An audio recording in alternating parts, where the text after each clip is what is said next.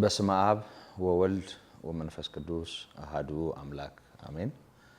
የተወደዳችሁ በሕያው እግዚአብሔር ጸጋና ምሕረት እንዲህ ባለ ሁኔታ በውይይት የምናቀርበውን መጽሐፍ ቅዱሳዊ እውነት በያላችሁበት በመካፈል እግዚአብሔርን የምታከብሩና የምታመልኩ ጸጋው በጥበብ በአእምሮ ሁሉ ይብዛላችሁ እያል እንደ ጌታ ቸርነት ዛሬም በፊታችሁ ጌታ ኢየሱስ ክርስቶስ ተላልፎ በተሰጠበት ሳምንት የነበረውን ሁኔታ እያስታወስን የቃሉ ምክር የምንካፈልበት ጊዜ ነው።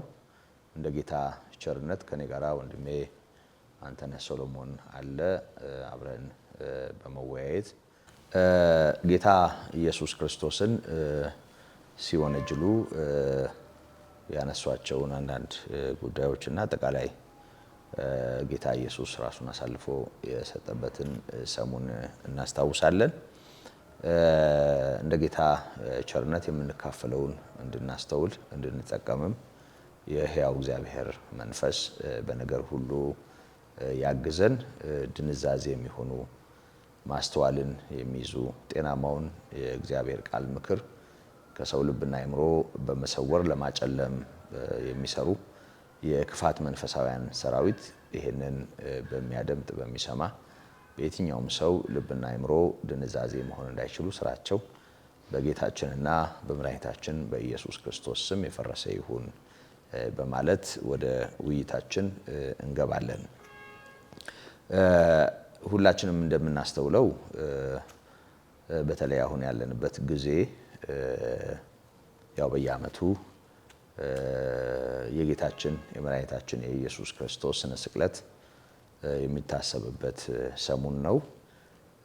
ጌታ በአይሁድ መወንጀሉን በፋሲካ በዓል ወቅት እሱን ለመግደል መወሰናቸውን ከዛም ባሻገር ጌታ ኢየሱስ ክርስቶስ ተላልፎ መሰጠቱን ስለ ሁላችንም ኃጢአትና በደል ቀራንዮ መስቀል ላይ ከወንበዴዎች ጋር ተቆጥሮ መሰቀሉን በተያዘበት ጊዜ በሄሮድስም ሆነ በጲላጦስ ፊት በቀረበበት ውንጀላ ከዛም ጋር በተያያዘ ጌታ ያሳለፈውን ውጣ ውረድ የምናስብበት ጊዜ ነው።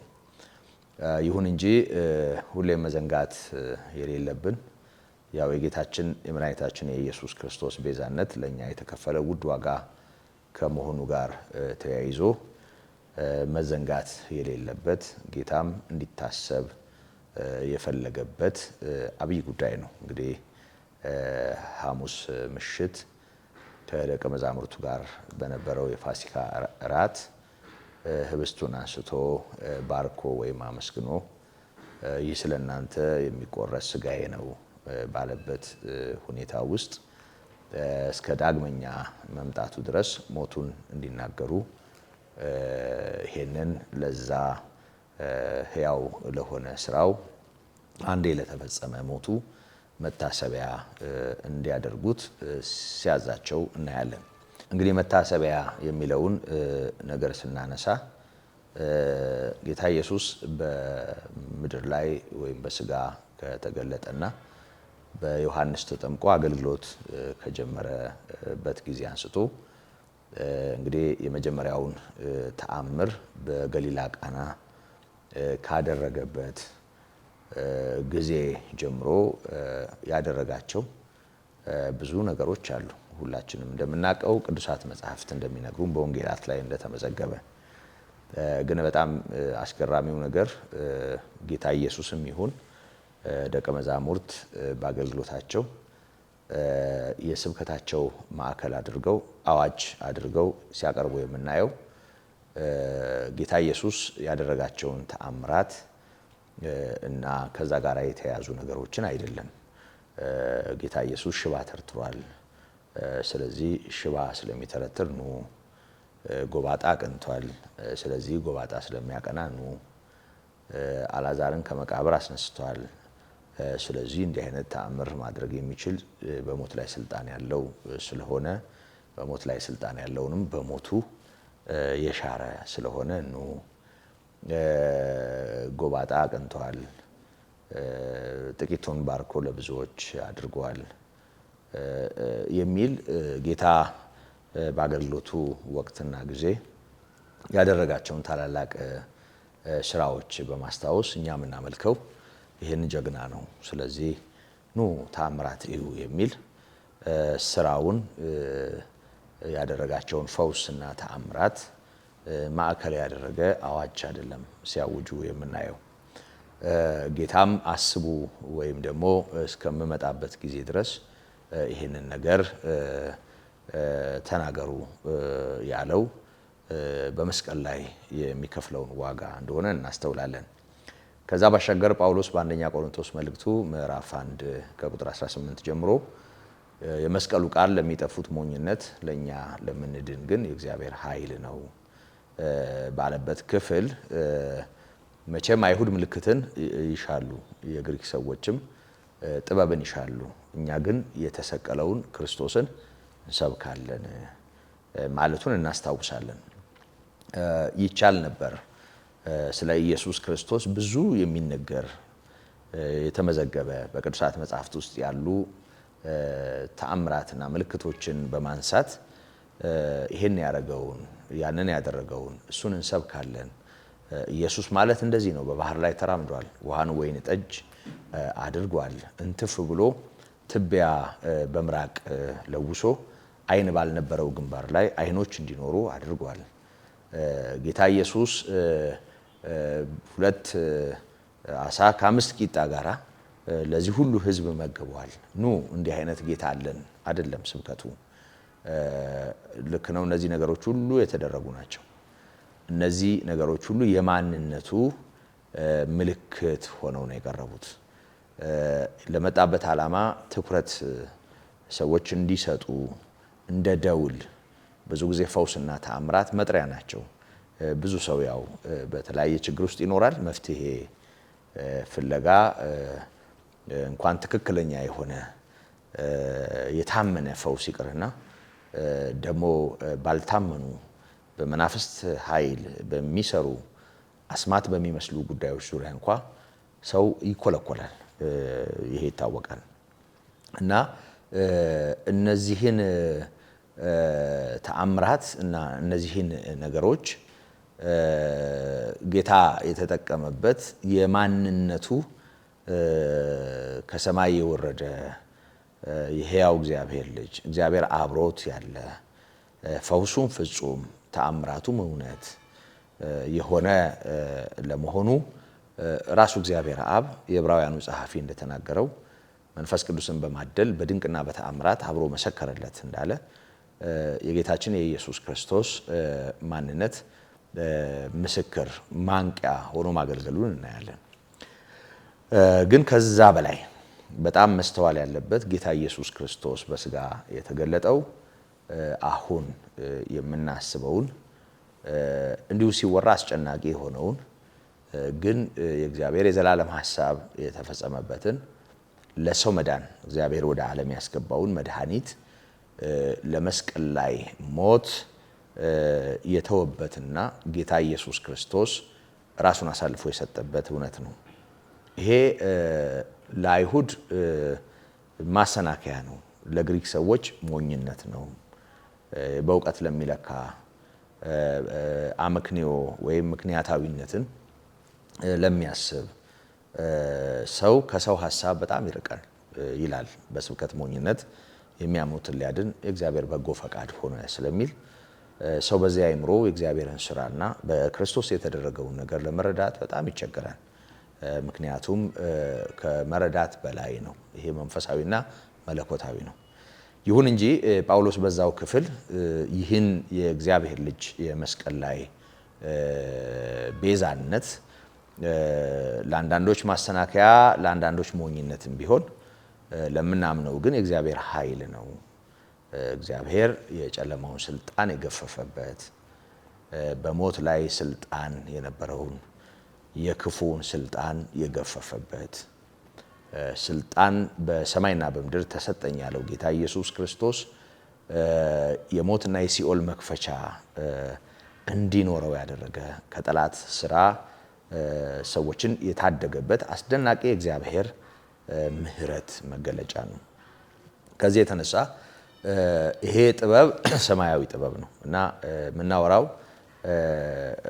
ሰማያዊ ስለሆነ አንድ ታላቅ ጥበብ እንደሆነ ሁሌም መስተዋል አለበት። ምክንያቱም አንድ የተሸነፈ ሰዎች ከፍተውበት ወደ መቃብር የገፉት ወንጅለው ያሳጡት እና ከንፈር የሚመጠጥለት የሚታዘንለት አንድ ደካማ ስለደረሰበት ኢፍትሃዊ የሆነ ወይም ፍርደ ገምድልነት የሆነ መገፋት አይደለም። እግዚአብሔር ለሰው ልጅ ያለውን ፍቅር የገለጠበት ፍቅሩን የገለጠበት ብቻም ሳይሆን የወደቀውን ሰው ያነሳበት ከርሱ የጠፋውን እንደገና ያገኘበት በሰውና በእግዚአብሔር መካከል የነበረውን የጸብ ግድግዳ የናደበት ታላቅ ስራ ነው። ይሄ እንዳለ ሆኖ አሁን አሸናፊው ጌታ ያው በአብ ቀኝ እንዳለ እናውቃለን። ሕያው ስለሆነው ሞትን ድል ስለነሳው ስለ ኢየሱስ እያሰብን እንደሆነም እናውቃለን። ዛሬ በየዓመቱ ሊደማ ሊሰቀል በእንዲህ አይነት ሁኔታ በፊታችን ቆሞ እየተንገላታ የምናየው ክርስቶስን በዚህ መንገድ ልናየው እንዳልቆምንም እናያለን። ምክንያቱም ይህንን ማስተዋል በጣም አስፈላጊ ነው። ድል ነሺው ድል ነስቷል፣ በአብ ቀኝ አለ። ግን እንዲዘነጋ ያልተፈለገውን አብይ ወንጌል እውነት ነው የምናስታውሰው። ይህን ማስታወስ ደግሞ እንደው ዝክር አይደለም። ዝክር ማለት ያው መታሰቢያ ማለት አይደል? እንደው ዝም ብሎ ዝክር አይደለም ማለት መታሰቢያ ከሚለው ነገር ጋር አያይዘን እንደው በቃ ዝም ብለን ሌላ ሰው እንደምናስበው ለምሳሌ አንድ የሞተ ቤተሰብ ሙት ዓመት ሊታሰብለት ይችላል። የተለያዩ አደጋዎች ምክንያት ሆነው የሞቱ ሰዎችን ሻማ እያቀለጥን ልናስታውስ እንችላለን። ያ መታሰቢያ ብቻ ነው እና መታሰቢያ ብቻ። ምክንያቱም እነዚያ ሰዎች የሉም። ከንፈር እየመጠጥን እያዘንን ልናስባቸው እንችላለን። ወደዚህኛው ማንነት ስንመጣ ግን ሕያው ነው ኢየሱስ። ስለዚህ ዛሬም በሕያውነቱ ስላለው ነው ስለሚሰማን ደግሞ ስለሚያየን ደግሞ ሊረዳን ስለሚችል ሊታደገን ስለሚችል ዛሬም ሰዎችን ስለሚናጠቅ ስለሚያተርፍ ስለሚያድን ሕያው ማንነት ነው የምንነጋገረው። ስለዚህ መታሰቢያው መታሰቢያ ብቻ ሳይሆን እያንዳንዱ ሰው ከማሰብ ባሻገር በእግዚአብሔር ያለውን ስፍራ እንዲያይ ማስተዋል እንዲችል እግዚአብሔር በሰጠን እድል ይሄንኑ እያስተጋባን ያለ ነው እና በዛሬውም ውይይታችን ይሄንኑ ለማሰብ ወይም ደግሞ መታሰቢያ የሆነውን ነገር ምክንያት አድርገን ግን ከዚህ ያለፈውን እውነት ለማስገንዘብ ነው በዚህ የተቀመጥ ነው። እንግዲህ ወደ ዛሬው ውይይታችን አብይ ነገር ስንመጣ በዚህ በሉቃስ ወንጌል በእርግጥ ሌሎቹም ወንጌላውያን መዝግበውታል። ምዕራፍ 22 ቁጥር 1 እና 2 ላይ ፋሲካ የሚባለው የቂጣ በዓል ቀረበ ይላል። የካህናት አለቆችና ጻፎችም እንዴት እንዲያጠፉት ይፈልጉ ነበር፣ ሕዝቡን ይፈሩ ነበርና የሚል ነገር ይናገራል እና ጻፎች እንዴት እንዲያጠፉት ይፈልጉ ነበር። ከዛም ባሻገር ሰይጣንም ከ12ቱ ቁጥር አንዱ በነበረው በአስቆሮቱ በሚባለው በይሁዳ ገባ። ሄዶም እንዴት አሳልፎ እንዲሰጣቸው ከካህናት አለቆችና ከመቅደስ አዛዦች ጋር ተነጋገረ ይላል እና ምን እንደተነጋገረና ምን እንደተዋዋለ እናነባለን። እንግዲህ ወቅቱን ይነግረናል፣ ጊዜውን ማለት ነው። ከዛ ባሻገር የሕዝብ አለቆች ተብለው የተጠሩ የካህናት አለቆች ደግሞ መኖራቸውን እናያለን። እነዚህ ሰዎች ጌታ ኢየሱስን ለማጥፋት የሚፈልጉ ናቸው። በተለይ ደግሞ አሁን ባለንበት ሁኔታ ፋሲካን በዓል ከማክበራቸው ቀደም አድርገው ከፊታቸው እሱን ለማስወገድና ያው የቂጣ በዓላቸውን በዛ መልኩ ለማክበር የወሰኑበት ጊዜ ነው ጊዜው። ከነዚህ ሰዎች ማንነት ጋር ተያይዞ ያው ከሙሴ ዘመን ጀምሮ የሚታወቅ አንድ ነገር አለ። ለምሳሌ በኦሪት ዘኍልቍ ምዕራፍ 11 ላይ ከቁጥር 1 ጀምሮ በምድረ በዳ በነበረው ሕዝብ መካከል በዮቶርም ምክር በኋላም እግዚአብሔር ያንኑ ነገር በማጽናትና ከዛው ነገር ጋር በመስማማት ወደ 70 ሽማግሌዎች ከሕዝብ ተመርጠዋል። ያ ሸንጎ ተብሎ ነው የሚጠራው። ሸንጎ ማለት ከሕዝብ የተመረጡ ሽማግሌዎች በአንድነት ሲሰበሰቡ የሚሆነው ነገር ነው ሸንጎ የሚባለው እና ያ ከአንዳንድ ድንጋጌዎች ጋራ አንዳንድ የሥነ ሥርዓት እርምጃዎች ጋራ ምክሮች ጋራ የተያያዘ ሕዝቡን ለማስተዳደር ከሙሴ በታች ሆነው ሙሴን ለማገዝ የተመረጡ ሰዎች ናቸው በዛን ጊዜ የነበሩት።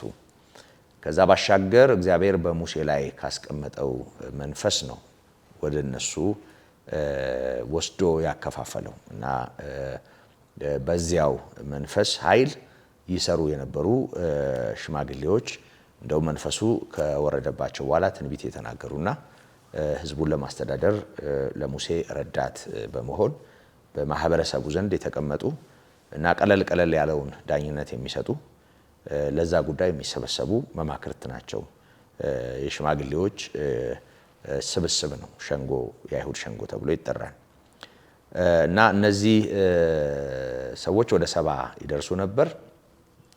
በጌታችን በኢየሱስ ክርስቶስ የመገለጥ ዘመንም በቀያፋ በጊዜው በነበረው ሊቀ ካህናት ሊቀ መንበርነት የሚመራ የቀያፋ ዘመዶች በግልጽ ተመዝግበዋል። የሥጋ ወገኖቹ ዘመዶቹ፣ የሕዝብ አለቆች፣ የካህናት አለቆች፣ ሽማግሌዎች አንድ ላይ ተሰብስበው ዳኝነትም ስራ ይሰሩ ነበር። ሃይማኖታዊና መንፈሳዊ በሆነው ጉዳይ ላይም ፊት ለፊት ሆነው ብዙ ውሳኔዎችን ይወስኑ ነበር። በጊዜው እስራኤልን ያስተዳድር የነበረው የሮም መንግስት ስለሆነ የሮም መንግስት ወኪሎች በመሆን በገሊላና በይሁዳ የተቀመጡ በስም በደንብ የሚታወቁ 2 ሰዎች አሉ። የገሊላው ገዢ ሄሮድስ እና በይሁዳ ደግሞ ጲላጦስ። ጌታ ኢየሱስ ክርስቶስ በሁለቱም ዘንድ ተከሶ መቅረቡን የአዲስ ኪዳን መጽሐፍት ያሳዩናል። ከዛ ባሻገር ወደ መንፈሳዊው ነገር ስንመጣ ደግሞ እንዲሁ 2 ሊቃነ ካህናት ነበሩ። በእርግጥ በአንድ ጊዜ አገልግሎት ላይ እንዲሆን የብሉይ ኪዳን ሕግም የሚፈቅደው እና ሕጋዊው ሊቀ ካህን አንድ ነው የሚሆነው። ግን ከጌታችን ከኢየሱስ ክርስቶስ ልደት በኋላ ከ6 ዓመተ ምህረት እስከ 15 ዓመተ ምህረት ድረስ በስልጣን ላይ የነበረ ሃና የሚባል ሊቀ ካህናት ነበር። ሃናን ቄሳር ከስልጣን ስላነሳው ያው በፖለቲካ አቋሙ ምክንያት ሊሆን ይችላል። የተለያዩ ነገሮች አሉ በመጽሐፍት የሚጠቀሱ። አሁን ለጊዜው እሱን ማንሳት አያስፈልገንም። ቀያፋ እንዲሆን ተደርጎ ነበር እና ቀያፋ ከ18 ዓመተ ምህረት አንስቶ እስከ 36 ዓመተ ምህረት ድረስ ሊቀ ካህን ነበር። ያ ብቻም ሳይሆን ከጌታችን ከኢየሱስ ክርስቶስ ሞትና ትንሣኤም በኋላ እነ ጴጥሮስና እነ ዮሐንስ ተከሰውም በዚህ ሰው ፊት እንደቀረቡ እና ይሄ ሰው ያንን የአይሁድ ሸንጎ በመምራት እንደነበረም ቅዱሳት መጻሕፍት ይነግሩናል። ሐዋርያት ሥራ ምዕራፍ 4 ላይ የምናየው ጴጥሮስና ዮሐንስ በዛ ሽባው ሰው መፈወስ ምክንያት ተከሰው የቀረቡበት ሸንጎ ሊቀ ካህን ይሄው ሰው እንደነበረ እናያለን። እንግዲህ እነዚህ ሊቃነ ካህናት ራሳቸውን የሕዝብ አለቆች አድርገው ይጠራሉ። ልክም ናቸው ነበሩም፣ የካህናት አለቆችም ናቸው እና በእንዲህ አይነት ሁኔታ ሰብሰብ ብለው ዳኝነት የሚሰጡ ናቸው። በእርግጥ ያው ዝም ብለው በሃይማኖት ወይም በተለያየ መንገድ በራሳቸው እንዲሁ ልክ ባልሆነም ሁኔታ የሰው ሕይወት ዝም ብለው እንዳያጠፉ ሮማውያን ገደብ አኑረውባቸዋል እና ሕይወት ላይ ከመወሰን ከመፍረድ ያነሱ ጉዳዮችን ያያሉ። ግን የሞት ውሳኔን እንዳይወስኑ ተገደው ስለነበር ለዚህ ነው ጌታ ኢየሱስን ወስደው በድንጋይ ለመውገር አልደፈሩም። የጲላጦስና የሄሮድስን ፈቃደኝነት ይጠብቁ ነበር። በእርግጥ አንዳንዴ ይሄንን ድንበርም ጥሰው የሚፈልጉትን ሲያደርጉ እናያለን። ለምሳሌ እስጢፋኖስ ለዳኝነት አልቀረበም። ሸንጎ ፊት ቀረበ፣ ምስክርነት ሰጠ። ጆሮአቸውን ደፈኑ፣ አፈፍ አድርገው ወስደው በድንጋይ እንዲወገር አደረጉት፣ ገደሉት። እና ያ ሸንጎ በእንዲህ አይነት ሁኔታ ይሰራል። በእርግጥ የሮም መንግስት ያው ለዘብ ያለ ነው። የህዝቡን ፊት ያያል፣ ሃይማኖታዊ ነፃነታቸውን ያከብራል፣ ባህላዊ ነፃነታቸውን ያከብራል፣ ውሳኔዎቻቸውን ያከብራል። በህግ ደረጃ ይሄ ተቀምጧል።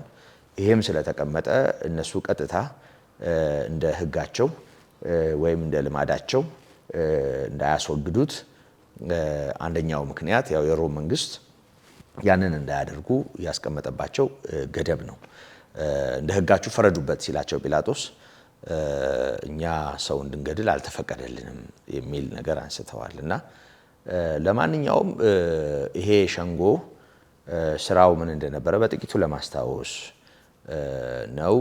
እንግዲህ ከዚህ ጋራ ተጨማሪ መታወስ አለበት የምትላቸው ወይም አለባቸው የምትላቸው ነገሮች ካሉ ይሄንን ትጨምራለህ። ከዛ ባሻገር ግን ያው የመጨረሻ ደረጃ ላይ ደርሶ ጌታ ኢየሱስ ክርስቶስ ከመሰቀሉ ጋር በተያያዘው ሰሙን የነበረውን በዚህ መልኩ እናስብ እንጂ ጌታ ተጠምቆ ስራ ከጀመረበት በተለይም ደግሞ የመጀመሪያው ተአምር ከተደረገበትና በገሊላ ቃና ከተገለጠበት ጊዜ አንስቶ ያው እነዚህ ሰዎች እሱን ባለመረዳት እና እሱን ባለመቀበል ልዩ ልዩ አይነት ደባ ያደርጉ እንደነበረ እናነባለን። እና ጌታ ኢየሱስ ክርስቶስ የተወነጀለባቸውን የተከሰሰባቸውን ብዙ ጉዳዮች እያነሳን መወያየት እንችላለን። ለማንኛውም እንግዲህ በዛሬው ውይይታችን እነዚህን ሁኔታዎች ስለሆነ የምንዳስሰው ከአይሁድ ሸንጎ ጋር ተያይዞ ህዝቡ ካኩተመተመባቸው ነገሮች ጋር ተያይዞ ያሉ ነገሮችን ብናነሳና በውስጡ ያሉትን ሐሳቦች ብናይ መልካም ስለሚሆን ለምሳሌ ዮሐንስ ወንጌል ምዕራፍ 2 የመጀመሪያው ተአምር በገሊላ ቃና ከተደረገበት ታሪክ ጋር ተያይዞ ተመዝግቦ የምናየው አንድ ነገር አለ። ወቅቱ የፋሲካ በዓል የሚከበርበት ወቅት ነው። ጌታ ይህን ቤተ መቅደስ አፍርሱት በ3ም ቀን አነሳዋለሁ ብሎ ነበር። ያንን ተከትሎ ከ46 ዓመት በላይ ፈጅቶ የተሰራውን ቤተ መቅደስ አፍርሼ እሰራዋለሁ ብሏል የሚል ውንጀላ አቅርበዋል። እና ከዚህ አንስቶ እንደገናም ደግሞ ከሽባው ሰው መፈወስ ጋር ምዕራፍ 5 ላይ በሰንበት ያንን ከማድረጉ ጋር ተያይዞ እንደገናም እንዴት በሰንበት ይህን ታደርጋለህ የሚል ግርግር ሲፈጥሩ አባቴ እስከዛሬ ይሰራል እኔም እሰራለሁ ማለቱን ተከትሎ ጭራሽ ቁጣቸው ላይ መድረሱን እናያለን። እንዴት ራሱን ከእግዚአብሔር ጋር ያስተካክላል?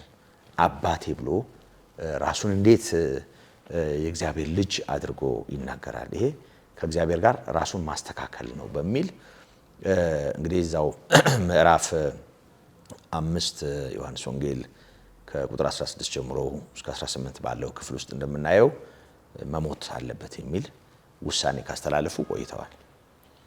ይሁን እንጂ ያው ጌታ በእነሱ ፕሮግራም አይደለም የሚሞተው። ክፋታቸው ብቻ አይደለም ጌታን ወደ መስቀል የሚገፋው። የነሱን ክፋት እና ሁኔታ የተጠቀመ እግዚአብሔር ልጁን ለላከበት ጉዳይ ጊዜውን እየቃኘው ሁኔታውን እየቃኘው እንደነበረ እናስተውላለን። ጊዜው ስላልደረሰ ማንም እጁን አልጫነበትም። በጊዜው ግን ራሱን አሳልፎ ሰጥቷል። እነሱም የተሳካላቸው መስለዋል። በጊዜው በማን ጊዜ? በእግዚአብሔር ጊዜ።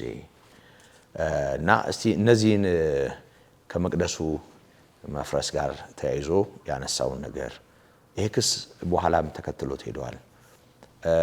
ራሱን የእግዚአብሔር ልጅ አድርጓል ካሉበት ነገር ከዛ ባሻገር ሰንበትን አያከብርም፣ ስለዚህ ከእግዚአብሔር አይደለም ያሉባቸውን አንኳር ነጥቦች የነሱ የወንጀላ የምክራቸው የዚህ ሁሉ ቁጣቸው ምክንያት ከመሆኑ ጋር ተያይዞ ብናነሳቸው መልካም ነው። እስቲ እነዚህን ጉዳዮች በመዳሰስ ስለ አይሁድ ሸንጎም ሆነ እነዚህ ጉዳዮች የነበራቸውን ትክክለኛ ገጽታ ሰንበትም ይሁን የእግዚአብሔር ጋራ ራሱን አስተካከለ የተባለበትም ነገር ይሁን ይሄን ቤተ መቅደስ አፍርሱት በ3ም ቀን አነሳዋለሁ ከሚለውም ጋር ተያይዞ ያለውን እውነት ብንዳስስ እና በዚህ ዙሪያ አንዳንድ ነገር ብትለን መልካም ነው። እሺ፣ እግዚአብሔር ይመስገን። ጌታን እናመሰግናለን ስለተሰጠን እድል። እንግዲህ እግዚአብሔር ዛሬም እድል ሰጥቶናል በፊቱ እንድንሆን። እንግዲህ ያው ስለ አይሁድ ምክር ነው እየተነጋገርን ያለ ነው። እንግዲህ ጌታችን ኢየሱስ ክርስቶስ ያው መጨረሻ ወደ መስቀል ሞት የሄደበትን ወደዛ የደረሰበትን ነገር ቅድሚያ እነዚህ ጸሐፍት፣ ፈሪሳውያን፣ የሕዝብ ሽማግሌዎች የሚባሉ በዚህ ሕዝብ ላይ በአለቅነት የተሾሙ ሰዎች በጌታችን በኢየሱስ ክርስቶስ ላይ ሲያደርጉ የነበረውን ምክር ከዛም አልፎ በሚሰጠው አገልግሎት ዙሪያ ላይ ሰዎችንም እየላኩ ሲያሰልሉ የነበሩበትንም ሁኔታ እንግዲህ ቅዱሳት መጻሕፍት በተለይ በ4ቱ ወንጌላት ላይ የተዘገቡ ነገሮች አሉ። ይህንን ነገር ሳስብ በእርግጥ አሁን የሰነድሪኑ ይሄ ሸንጎው ምን እንደሚመስል ሰፋ ያለ ነገር የተብራራ ነገር አለ። አንድ ነገር አስባለሁ። እነዚህ ጸሐፍት ፈሪሳውያን በተለይ ማቴዎስ 23 ላይ ጌታ በሙሴ ወንበር ተቀምጠዋል ነው የሚላቸው። ጸሐፍትና ፈሪሳውያን በሙሴ ወንበር ተቀምጠዋል። ቅድም ዘኍልቍ ላይ ያለውን ነገር አንስተዋል። በእርግጥ እግዚአብሔር ከሙሴ መንፈስ ወስዶ በሰባው ሽማግሌዎች ላይ አድርጎ ያው በአስተዳደር ስራ ላይ ሙሴን ሲረዱት ነበረ። ያው በበጎነት በመልካም ነገር ቢቀጥል ህዝቡን ይጠቅማሉ። ያው ለህዝብ አስተዳደር ቀና የሆነውን ነገር ቢያስቡ ግን በመካከላቸው ያለውን ነገር ስናይ በቀጥታ ከወንበራቸው ጋር የሚያስቧቸው ብዙ ነገሮች አሉ። ከተቀመጡበት ወንበር ጋር የሮም መንግስት ከፍሎም የተገደበም ስልጣንም ቢሆን ከሰጣቸው እሷንም እናጣለን ከሚል ስጋት አንጻር ነገሮችን እንደሚቃኙ በተለይ ዮሐንስ ወንጌል ላይ የተመዘገበ ቃል አለ። እንግዲህ ይሄን ሁሉ ምክር እንዲመክሩ ለክስ የሚሆን ፋይል እንዲያደራጁ ያደረጋቸው ነገር ምንድነው ብለን ስናስብ ያው ጥላቻ አለ። በቃ ጥላቻ ሞልቶባቸዋል። ጥላቻ ከባድ ነገር ነው። ጥላቻ ካለ ያው ዛሬም እንደምናየው ጥላቻ ከሞላበት አንድ ሰው ያ የሚጠላውን ሰው እውነተኛ ነገር በጎ ነገር ቢኖረው እንኳን ያንን ነገር ማየት እስከሚሳነው ድረስ ነው የሚሆነው። እና ጌታ ኢየሱስ ክርስቶስ በስብከቱ በትምህርቱ ውስጥ እንደው ሰውንም እየላኩበት አንዳንዴም እነሱም እየተገኙ በመሃል ሲጠይቁት ያውቃል፣ ሐሳባቸውን ያውቃል። ግን ያው የሚመልስላቸው መልስ አንዳንዴ ቀጥታ በመጡበት ሁኔታ ይመልስላቸዋል። አንዳንዴ ጥያቄን በጥያቄ ያደርግባቸዋል። አንዳንድ ጊዜ ደግሞ እንዲረዱ የሚሄድባቸው አቅጣጫዎች አሉ እና በደንብ ለመግለጥ በውስጡ ያለውን ነገር እያንዳንዱን ነገር ግን የሚገነዘቡት የሚያዩት የሚፈቱት ከራሳቸው አንጻር ነው። ዮሐንስ ወንጌል ምዕራፍ 1 ቁጥር 12 አካባቢ ላይ ወደ ገዛ ወገኖቹ መጣ ይለናል። ከዛ እንዳልተቀበሉት ይነግረናል። ለተቀበሉት ግን እግዚአብሔር ልጆች የሆኑ ዘንድ ስልጣንን ሰጣቸው ይላል። ጌታ ኢየሱስ ክርስቶስ እንግዲህ እንደ ሰው የተገለጠበት ህዝብ ይሄ ህዝብ ነው። እሱን ከሶ እሱን በማውገዝ እስከ መጨረሻው ድረስ የሄደ ህዝብ ከዚህ ህዝብ ነው ጌታ ኢየሱስ እንደ ሰው ያው ከይሁዳ ነገድ ይላል ከነሱም ክርስቶስ በስጋ መጣ ስለሚል ማለት ነው። ሮሜ 9 ላይ በዚህ መንገድ ነው የመጣው ጌታ። ግን የነሱ አቀባበል ምን ነበር የሚለውን በተለይ ዮሐንስ አልተቀበሉትም ነው። ምንም አይነት ነገር ቢያደርግ አሁን ይሄ በእለት እለት አገልግሎቱ ላይ እናያለን። ዮሐንስ እዚህ ጋር ጠቅለል አድርጎ የጻፈውን ታምራቱንም ትምህርቱንም ስብከቱንም ሊሆን ይችላል አልተቀበሉትም ነው በአጠቃላይ። ስለዚህ ጥላቻ ስላለ ውስጣቸው ጌታ ኢየሱስ ክርስቶስ ምንም ነገር ቢያደርግ በተለይ አሁን በጣም የሚገርመው ነገር በተወለደበት ወቅት አካባቢ መጻሕፍት ተመርምረዋል። የሚክያስ መጽሐፍ ተገላብጦ በይሁዳ ቤተልሔም እንደሚወለድ ይሄንን ነገር እንግዲህ ከነሱ በላይ የሚያውቅ የለም። መርምረዋል፣ ቦታው ላይ ደርሰውበታል።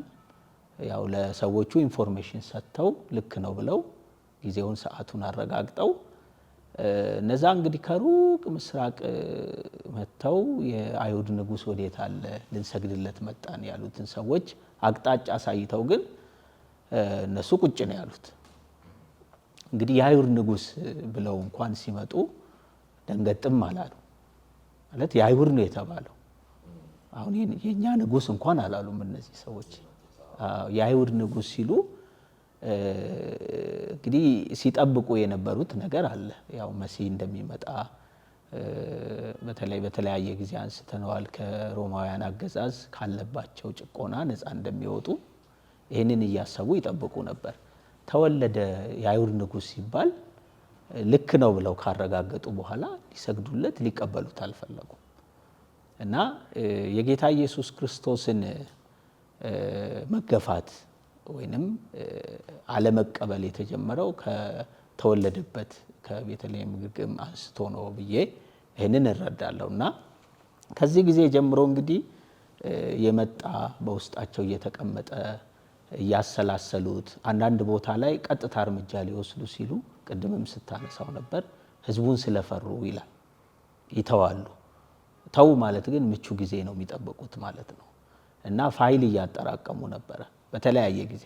አንዳንዱን የከሰሱበትን ንግግራቸውን ስናይ አስቂኝም ነው። አሁን በተለይ ቅድም ያነሳው ነገር እዛው ጋር ጸሐፊው ዮሐንስ ስለ ስጋው ቤተ መቅደስ እንደተናገረ ይሄንን ጽፎልናል። እነሱ ግን የወሰዱት በሌላ ነው። 46 ዓመት ሙሉ ለመሰራት የፈጀበትን ቤተ መቅደስ አፍርሼ በ3 ቀን ሰራዋለሁ ብለዋል። አንደኛው ይሄ ክስ ነው የተጠናከረው። ከግብር ጋርም የተያያዘ ነገር አንስተዋል። ለቄሳር ግብር እንዳይገበር ህዝቡን ያነሳሳል፣ በመንግስት ላይ ህዝብ እንዲያምጽ። በተለይ አሁን ከግብር ጋር በተያያዘ ምናልባት ሉቃስ 17 ላይ ያለ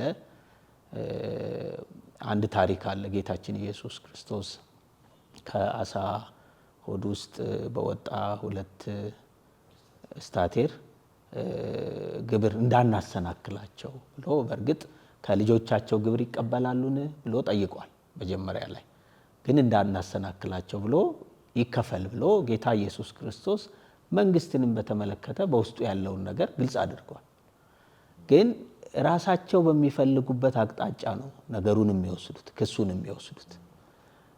እና ይሄ ነገር እንግዲህ ቅድም እንዳነሳው በተለይ ዮሐንስ ወንጌል ምዕራፍ 5 ላይ 5 ከ2 ጀምርና 5 ከዛም ምዕራፍ 7 አካባቢ እንደውም ወደ ኢየሩሳሌም እንዳይወጣ አስጠንቀቀውት ነበር። ምክንያቱም ሊገሉት ስለሚፈልጉ ያው ምዕራፍ 5 ላይ ቅድም እንዳነሳ ነው ወስነዋል።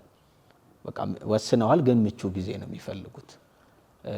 ከዛም እንግዲህ እየተጨመረ መጣ። ምዕራፍ 9ም ላይ ያ አይነ ስውሩ ሰውዬ ከዳነ በኋላ አንዳንድ ነገሮችን አድርገዋል። በእርግጥ መለያየቱ ራሱ በመካከላቸው እስከሚፈጠር ድረስ በዚህ ጉዳይ ላይ አንዳንዶች ቅን ሕሊናም ያላቸው ሰዎች ሕጋችን እኮ አይፈቅድም እንደዚህ ሰው ሳይመረምር ዝም ብሎ ለፍርድ አሳልፎ አይሰጥም በሚሉበት ሁኔታ ውስጥ ሲከራከሩ ነበር። ብቻ የጌታ ኢየሱስ ክርስቶስ ነገር ሲነሳ አብዛኛው ቦታ ላይ መለያየትም ሆነ በመካከላቸው ይልና ይቋጫል። ጸሐፊው ብዙ ጊዜ ዮሐንስ በዚህ መልክ ይጽፋል እና የሄደ እንግዲህ የቀጠለ ያው ምዕራፍ 11ም ላይ የሚታወቅ ጉዳይ አለ። ከአልዓዛር ከሞት ከመነሳት ጋር ተያይዞ ከጌታም አልፈው እዚህ ላይ በጣም ስለተበሳጩ አልዓዛርንም ለመግደል ይፈልጉ ነበር። በዚህ ሁሉ ሁኔታ ውስጥ ምንድነው እኔ አሁን ጠቅለል አድርጌ ሳስበው ጥላቻ ሞልቶባቸዋል። ጌታ ይሄንንም ያድርግ አንቀበለውም የሚለው ነገር ልባቸውን ስለዘጉ ልባቸውን ስላደነደኑ እያንዳንዱን ከዛ በኋላ የሚያደርጉት ነገር ምቹ ጊዜ እስከሚመጣ ድረስ የሚያደርጉት ነገር ከክፋት አንጻር ነው። እሱ ከሚወገድበት እሱን ዞር ከሚያደርጉበት ነገር አንጻር ነው ዝግጅታቸው የነበረው። ያው እንግዲህ ይሄን እያሰቡ ነው እንግዲህ ከደቀ መዛሙርቱ አንዱ ከሆነው ከይሁዳ ጋር የተገናኙት። በዚህ ሐሳብ ውስጥ እያሉ ይህንን ሐሳብ የሚያጠናክር ይህንን በውስጣቸው ተደብቀው የሚመክሩትን ምክር እውን የሚያደርግ ወደ ፍጻሜ የሚወስድ አንድ የከዳ ደቀ መዝሙር ደግሞ ተገኘ። ያው ሄደና ያው እንግዲህ የተዋዋላቸው ነገሮች አሉ። እሱም እዚህ ያደባ ነበር። በደቀ መዛሙርት መካከል ሆኖ ያው የገንዘብ ፍቅር ነው፣ ግን ጌታውን አሳልፎ ለመስጠት እሱም እዚህ ይመክር ነበር ከራሱ ጋር። እነሱም በቤተ መቅደስ በቦታቸው ላይ ይመክሩ ነበር። እንዴት እናጥፋው ነው። እንዴት እንግዲህ ይሄ ነገር እየቀጠለ ሄዶ ያው ቅድም እንዳልከው ይሄ የሰዎችን ክፋት የሰዎችን አመጻ ሰዎች በንጹህ በክርስቶስ በእግዚአብሔር ልጅ ላይ እንዴት እንደመከሩ የሚያሳየውን ነገር ወንጌላት መዝግበውታል። የተመዘገበውን ያው እያወራን ነው። ግን በዚህ ምክር ውስጥ የእግዚአብሔር ሐሳብ እንዴት እንደተፈጸመም አብረን ጎን ለጎን የምናይበት ሁኔታ አለ። ያው የወንጌሉም እውነት ይሄ ስለሆነ እነሱ ያው ምክንያት ሆነዋል፣ መክረዋል፣ ስለጠሉት ሊያስወግዱት ስለፈለጉ። በዚህ ነገር ውስጥ ግን በሰዎች የክፋት ምክር ውስጥም እግዚአብሔር ነገሩን ልጁ ክርስቶስ ወደ ምድር ከመጣበት ዓላማ አንጻር ሲቃኘው ያው ዘፍጥረት 3:15 ላይ የተጀመረ ነገር አለ። እግዚአብሔር የተናገረው የእባቡን ጭንቅላት የሚቀጠቅጠው የሴቲቱ ዘር ያው እንግዲህ ሰኮናው እየተነከሰ ነው የመጣው በእያንዳንዱ ነገር መስቀል ላይ እስከሚወጣ ድረስ።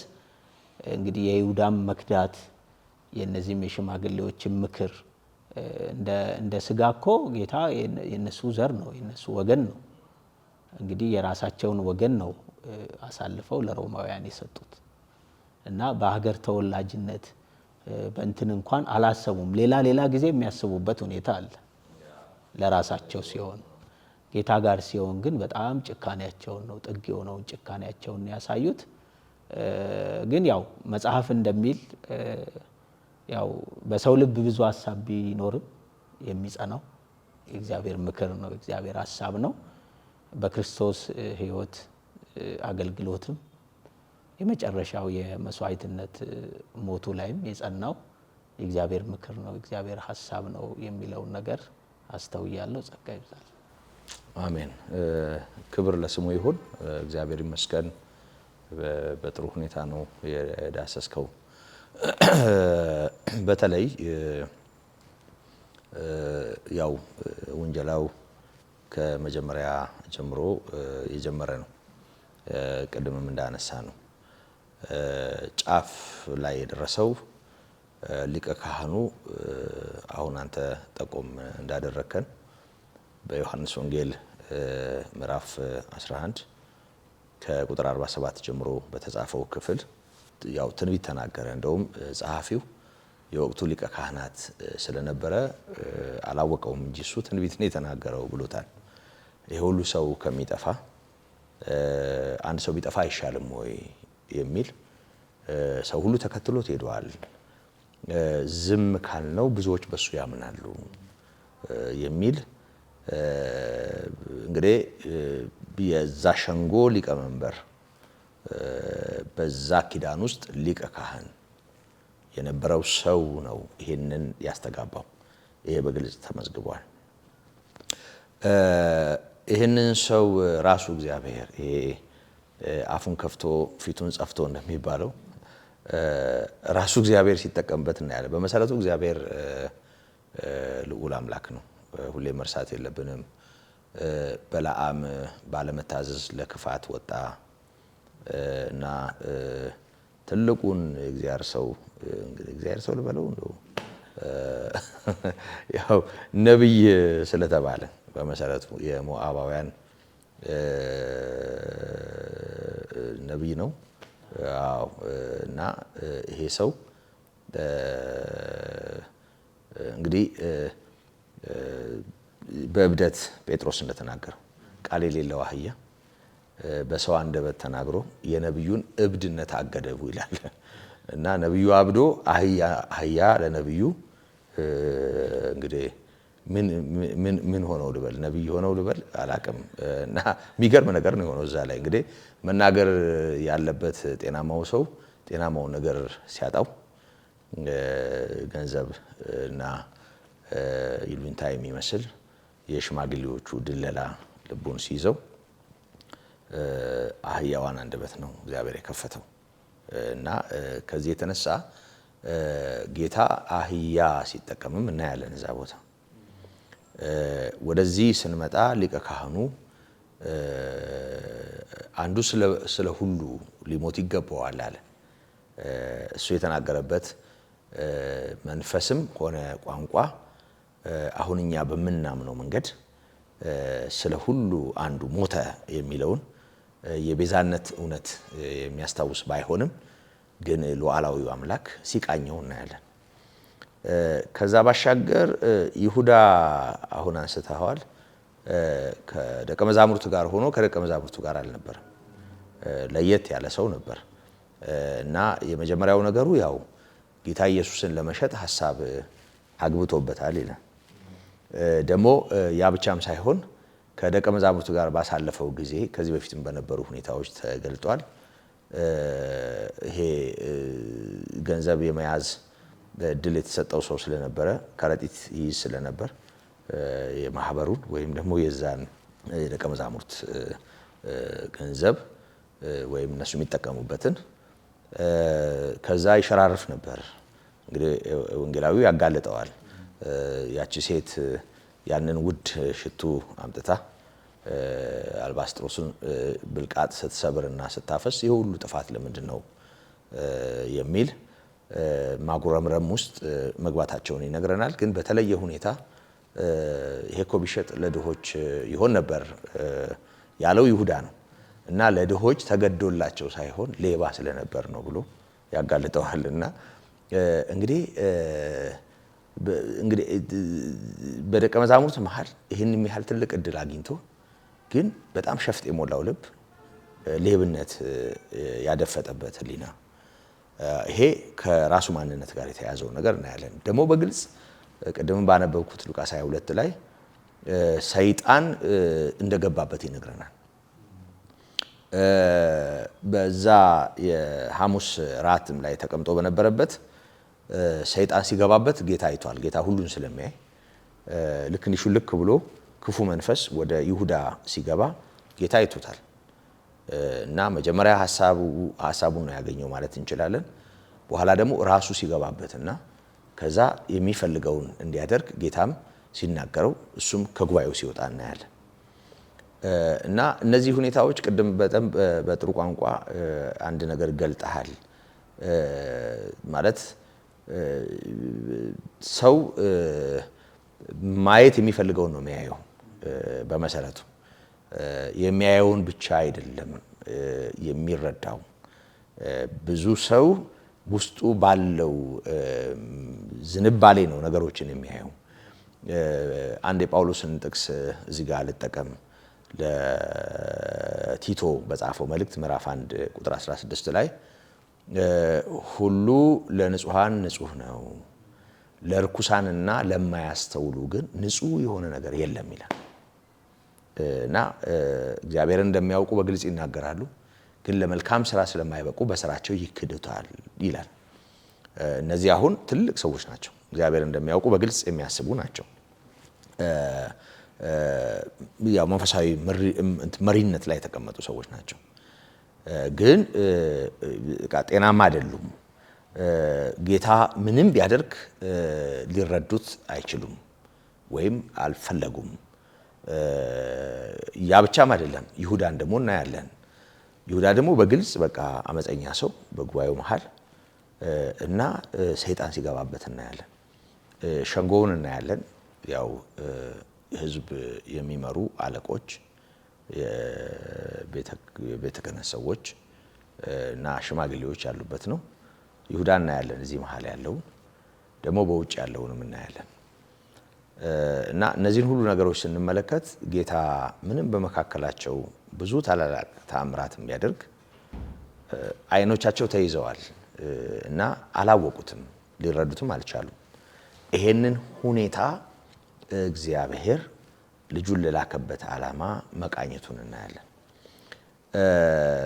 በደንብ እንድናሰምርበትና ደግሞም የሰውንም ኃላፊነት ጭምር በዚሁ ሁኔታ ውስጥ እንድናይ ይሁዳንና አይሁድን፣ ምክንያቱም እግዚአብሔር በቃ በዚህ መንገድ ሰዎችን ለማዳን ስለፈለገ ነው እነዚህ ሰዎች የታወሩት አይደለም የሚለው እግዚአብሔር ቃል ያሉበትን ሁኔታ ነው የቃኘው ጌታ። ይሁዳን ይሁዳ አላደረገውም፣ ጠማማ አላደረገውም። ጸሐፍት ፈሪሳውያንን ጠማማ አላደረጋቸውም፣ አላጣመማቸውም። እግዚአብሔር የማጣመም ስራ አይሰራም። ግን የተጣመመውንና ልክ ያልሆነውን ነገር ለዓላማው ሲጠቀምበት እናያለን። እና ከዚህ አኳያ ሰው ማየት የሚፈልገውን ስለሚያይ ውስጡ ስለሆነ ውጩን የሚያይበት መነጽር ያለው ሰው ኃላፊነት ከመውሰዱ ጋር ተያይዞም አንዳንድ ነገሮችን ብናነሳ ጥሩ ነው።